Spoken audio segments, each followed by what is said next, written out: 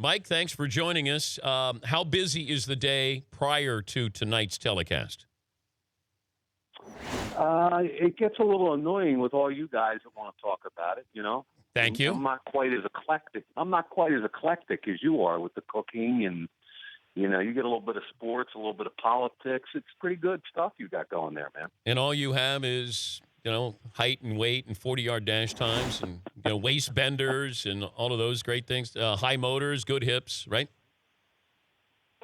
Yeah, you try to come up with a couple new ones every year, but usually when I need a new one, I sit in on an offensive line meeting room because amidst all the F-bombs, the offensive line coaches are the most creative. They talk about big uglies and slobber knockers, elephants on parade. Every year I get stuff from those guys.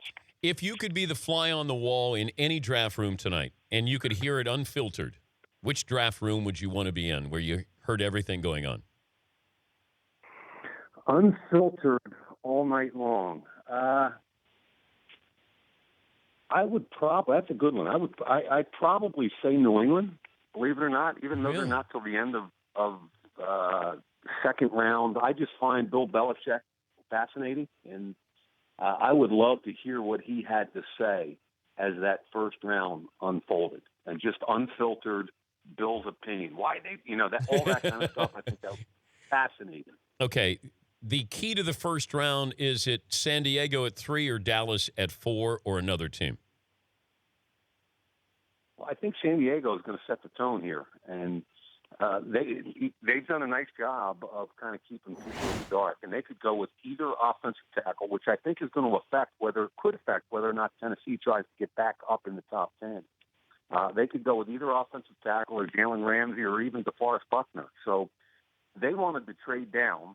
And I think when the quarterback issue became moot, and they're not able to, they're trying to create a market. I don't think there's going to be a trade market. Whoever they take there, I really do believe it's going to set the tone. If Cleveland had the opportunity for Jared Goff, would they have stayed at number 2? I can't answer that question. I don't know what's going on there. I know a little bit more about Philly and why they went up to number 2, and the bottom line is, and I think it's the same whether you're Cleveland or Philly, if you don't believe there's 2 franchise quarterbacks that you would bang the table for, then either in the case of Philly, you go get them because you do believe it, or in the case of Cleveland, you get out of there and you say, hey, we've got enough picks now that if we want to get back into the first round at a certain point and maybe get a Paxton Lynch or Connor Cook, we can still do that. And I think you only do that move if you don't believe there are 2 franchise quarterbacks at the top. Who's going into a better situation, Goff or Wentz?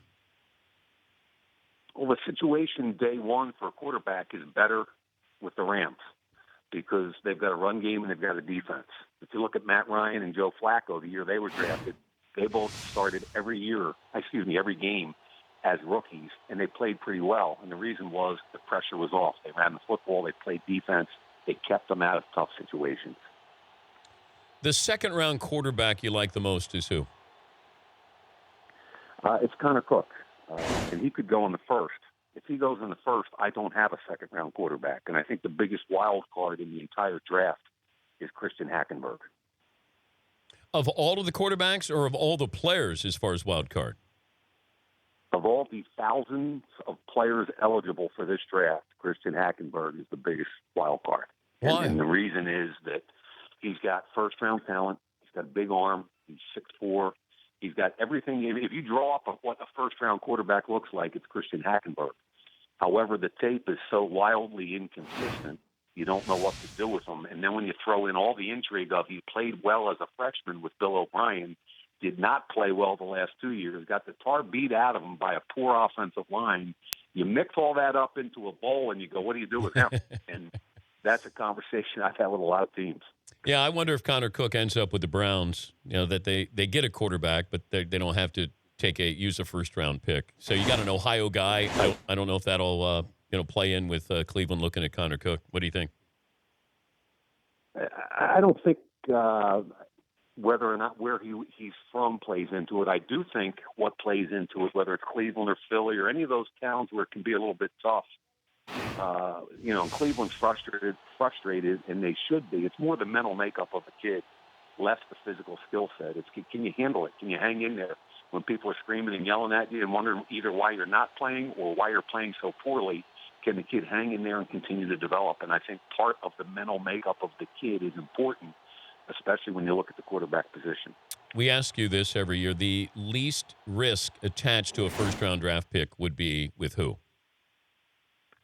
DeForest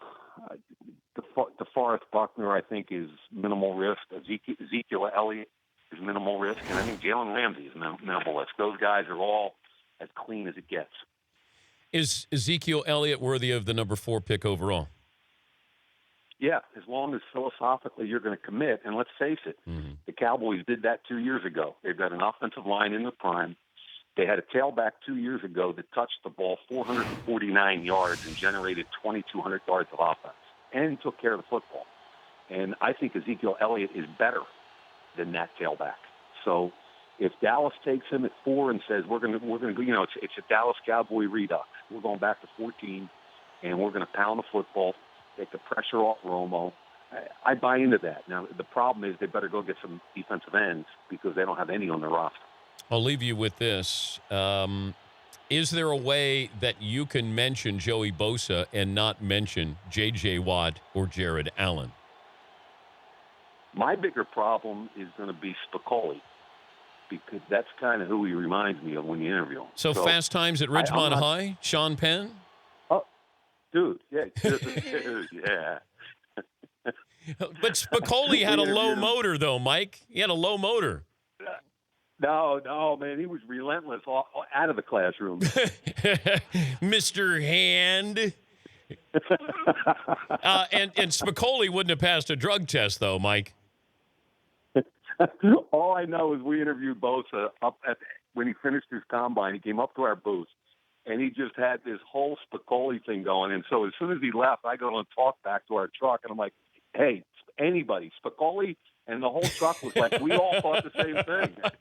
Will Spicoli make an appearance on the draft coverage tonight? I don't know. It might be better off as an exclusive for the Dan Patrick. All right, I like that. All right, fair enough. Good luck tonight, Mike. I know you're busy. We always appreciate your time. Thank you, Daniel. The Dan Patrick Show, weekday mornings on Audience.